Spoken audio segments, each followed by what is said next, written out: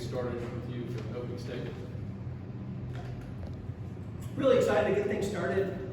Just shout out to all of the Georgia administration and all of the supporting cast members that have really worked hard to put on a great show. I thought the facility looks amazing, and it was just fun to have all of the buzz and the excitement that the SEC tournament provides here on our home field. And then as far as the game goes, I thought Lilli did a really good job of establishing command of the strike zone early.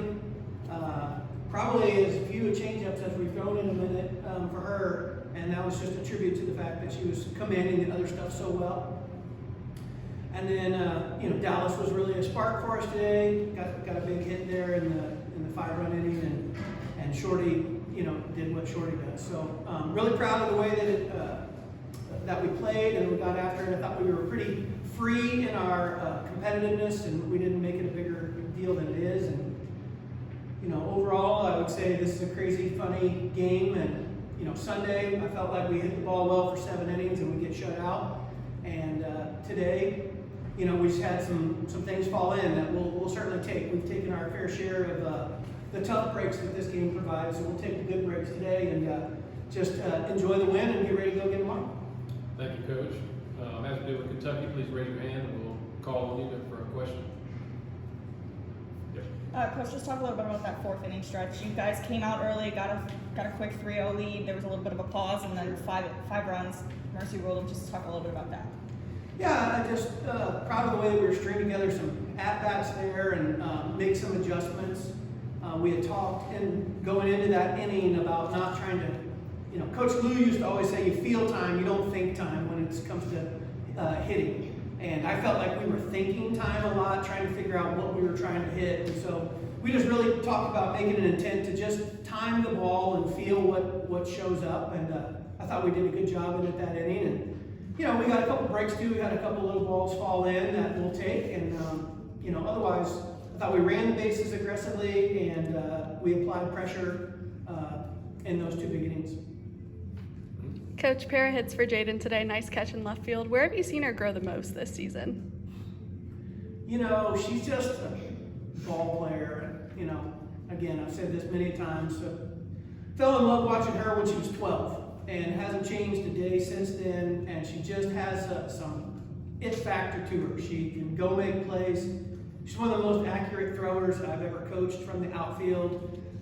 But to answer your question, ultimately, her discipline of what she swings at in the strike zone has been the biggest difference for her, and what has allowed her to go from a good player to a better player.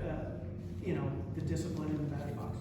John? For the players, Dallis, can you talk about the 1st inning? And one, I'm curious if when you get on base and they have a little meeting, I'm guessing it's probably about dealing with you and trying not to let you steal second. Does that incentivize you a little bit more? But just the value of getting those 3 to start off with, and Lilli, kind of the same thing for you, getting the 3-run cushion after the first. What does that do for you as a pitcher? Yeah, I was just excited to get going with the tournament at home, but just trying to get a good pitch to hit and find my way on base. That's really my job, is just get on base, run the bases. We have many power hitters behind us to hit me in, and it worked out today. And then having a 3-run lead out the gate was good cushion, gave me some confidence out there. So I think that was huge for us to come out swinging and score early. Go ahead. For Lilli, playing in the SEC, obviously there's not much margin for error with being in the top 10 teams.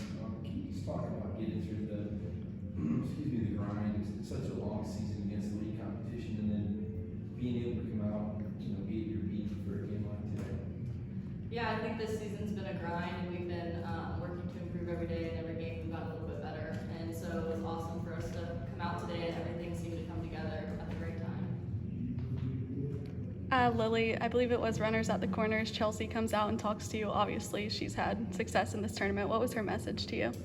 Just to focus on hitting my spots. It only takes one good pitch to get out of it.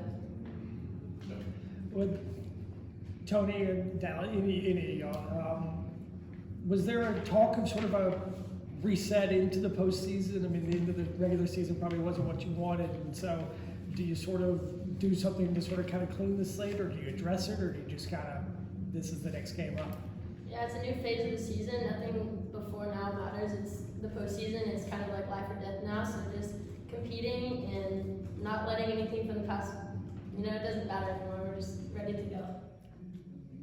Yeah, at the end of the day, you can't do anything about what has happened, but you can take the lessons that we've learned and apply them. And, it is a fresh start. And every game is that way, but, when you get into the postseason, the stats don't matter. And, I can think back, and we've related this season back to a number of, teams that we've had at Georgia. Kaylee Puiloa hit one of the biggest home runs in Georgia softball history. And nobody remembers what her batting average was going into that game. So you get an opportunity to go leave a mark and contribute to the team, regardless of what has happened or hasn't happened over the course of the season. So that's really what it's about, and excited to keep playing. Yes. Coach, you mentioned Jaden's plate discipline. How has she worked to improve that? I think it's just maturity, over time. I mean, the gal has had a lot of at-bats at the SAC level, as a junior, and learned, and sometimes the hard way. But at the end of the day, when you're one of the focal points that people are trying to attack, you have to be able to have a little bit of a game plan. And she's grown in that area and learned what her strengths are, I think, a little bit better. But also, she just has a knack. Her hand-eye coordination is as good as anybody I've ever coached. She just doesn't swing and miss. And so, that's a blessing and a curse, because sometimes when you swing at bad pitches and you don't miss, then those turn into easy outs. And so her ability to keep the ball in the strike zone and attack the right pitches has been successful for her. I asked Coach about this. I guess I asked you about Texas and Oklahoma joining the league, and the league was already really good. What does that do to the league when you add those two powerhouse programs? Yeah, I think it's great for college softball. Every weekend there's just unbelievable matchups in this conference. And, if you can keep the right perspective through it all, what the SEC gauntlet provides for you is an opportunity to be prepared for when the postseason shows up. The hard part is that on the outside, all the people out watching, right, they want to evaluate all the outcomes. And we're just trying to go through the process and get better and become the best version of what the Team 29 has to offer. My conversation with the team today was about, success and what success really is. People around us will define what they think success is for this team, but at the end of the day, this team has been a success because we've gone through the whole season. We've continued to grow. Every weekend we've shown up with a mindset that we can put it together and win the game. That's what success is. Sometimes you can win the game and not be successful because you get lured into this false hope. This team hasn't done that. We've battled from start to finish. Yep, we've come up short more than we would like, but it has been a success because we're as strong together today as we were when we started this journey. I guess that's a tangent, but Oklahoma and Texas, they're good teams. But we played a lot of good teams, and that's what's great. This isn't for the meek. If you don't love to compete, and if you're not willing to take a punch and get in the fight, then this league isn't going to be for you, because there's no place for the timid in this game. And so being able to just show up and enjoy the opportunity to compete against a worthy foe, it doesn't get any better than that. I guess just follow up, speak to where you got a team that's ranked number one by one of the polls tomorrow. What do you see from Arkansas? I think, was it 5 different SEC teams been ranked number one? I think they're the highest scoring team in the league as well. Yeah, they certainly have a player that's on fire. Bree has had as good a year in the SEC as anybody in a long time. They're extremely well coached, and they seem to be on a roll right now. But the crazy thing about this game is it's just one game tomorrow. We don't have to beat them 56 times. We just got to find a way to have things go our way tomorrow. And I feel good about where we are, and we'll go compete, and we'll see.